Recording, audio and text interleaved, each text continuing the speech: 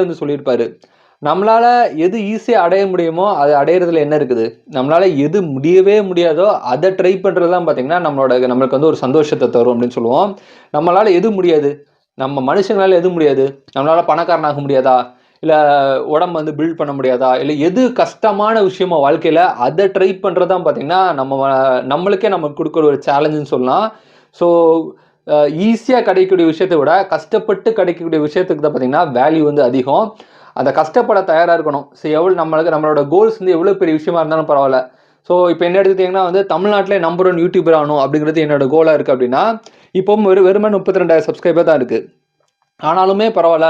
அதுதான் என்னோட கோல். தமிழ்நாட்டிலே நம்பர் 1 யூடியூபர் ஆகணும் தான் என்னோட கோல்னா, அதுக்காக நான் ஜெயிக்கிறேனோ, தோக்குறேனோ, ஆனா கடைசி வரைக்கும் நான் முயற்சி பண்றேன் இல்லையா? ஸோ அதுதான் பார்த்தீங்கன்னா, ஒரு அ ஒ ஒ ஒரு பெரிய உயர்ந்த எண்ணம் அப்படின்னு சொல்லலாம். ஸோ அந்த மாரி தான் இந்த பெண் குயின் வந்து மலையோட உச்சிக்கு போனா நான்